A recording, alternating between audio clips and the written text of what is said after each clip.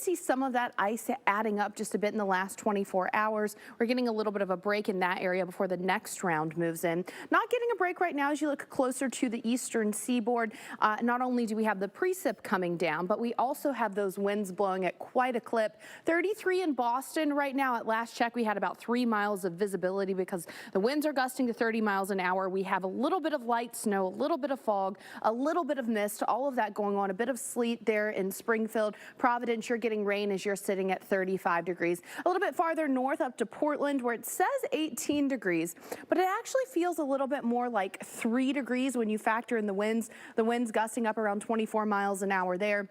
So we are seeing those winds as part of this, the problematic things that we've got going on with this Winter Storm Olive. Winter storm warnings across portions of northern New York, upstate New York, Vermont, New Hampshire. Winter weather advisories as well. Those winter storm warnings going to stick around as the winds are going to keep cranking. Now we will start to see this first round taper off as we move through the afternoon. A couple more inches possible, especially across the higher elevations of the Green and White Mountains. But we're not done for today. We've got another round moving in before all is said and done. Another round of snow as you head farther north. You'll notice some rain moving through places like Binghamton. And here's what we don't want to see. More freezing rain certainly possible, especially across a large chunk of Massachusetts. When you look at the interior areas, some lake effect snow possible as well. I want to show you this very quickly where we could see a little bit more freezing rain, ice accretion, as mentioned, across a good chunk of Massachusetts, southern portions of Vermont, New Hampshire, and back through portions of upstate New York. So things still could be just a bit slick. Alex? Oh, well, we work our way west. 2 degrees, okay. Anything above 72, but not hotter, not a feels like hotter than 89. That's patio season. It can last as long as those temperatures are around, and that is where I personally thrive. Well, I'll be thriving ATL. today. I'm thriving today. 79 out there. Won't be feeling like it's more than 89. No. But Cheyenne, on the other hand. That is not patio season. That's hot chocolate season. Yeah. Nothing wrong with hot chocolate season, though. Yeah. 13 degrees out there for you in Cheyenne. But you can see the split across the country as I choke up here with all this warmth. You want me to take it? 165. It probably is. A lot of people are feeling that way. Oh, my God. And you see the reason why, all this warmth out there, I mean, 165 million did with temperatures that'll be above average in the east. In the west, though, it's the sort of the exact opposite. Man, it really is a tale of the weather extremes that we've got going on right now. There's nowhere where it's like, oh, it's just kind of normal. It is extreme everywhere. Take a look at this. So the difference between Chicago and Indianapolis, 165 miles, you got about a 20-degree difference there. That's pretty impressive. Even more here. How about there in Little Rock to Fayetteville? 140 miles there for us. What's that, 23 degrees?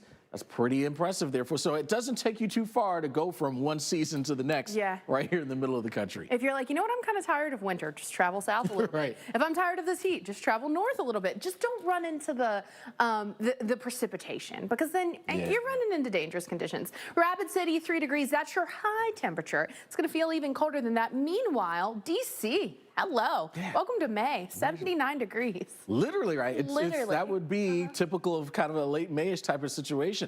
Farther to the south, we got the Jacksonville, 88 degrees out there for us. So you imagine with numbers that we've been talking about, we will be talking more record highs here for us. Not just highs, but also those morning temperatures staying pretty warm. Yeah, record lows too.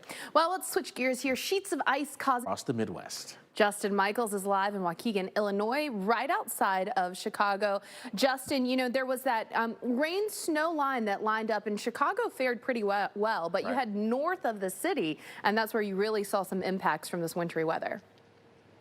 And really, Felicia and Alex, that swath of freezing. Michaels in Waukegan, Illinois. Of course, we talked a lot about where that rain-snow line ends up. And in terms of this particular system, Chicago proper, Metro Chicago, really lucked out because that ice was well far north of the city, Justin. And, you know, you were talking to us about this earlier.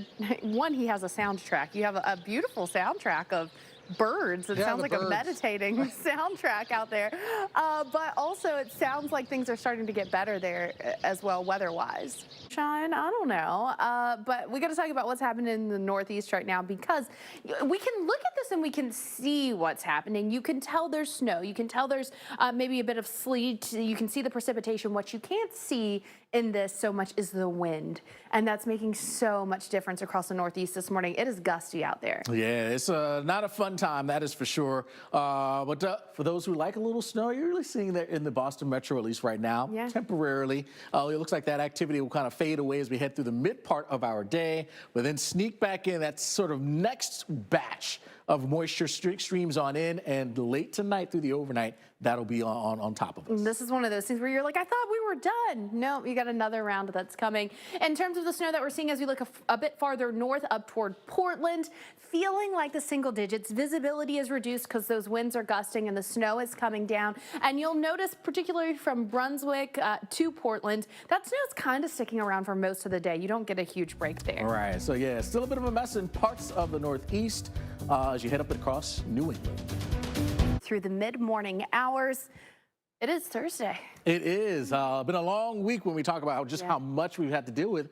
But we're not done. No, we're not. We're not done at all. Of course, we'll help you. We'll help you plan out the rest of the week, into the weekend, show you what is leaving, but what is coming as well. And so, yeah, we've got the issues in the Midwest, but also the Western tier where things are also going to be, it's already been unsettled, but more unsettled over the coming days. I know. It's just kind of like a broken record at this point. Oh, words, man. Jeez. They get in the way, don't they? Sometimes it's just, gosh, what do you guys expect from me? Coherent words? We got to start with Winter Storm Olive, though. I know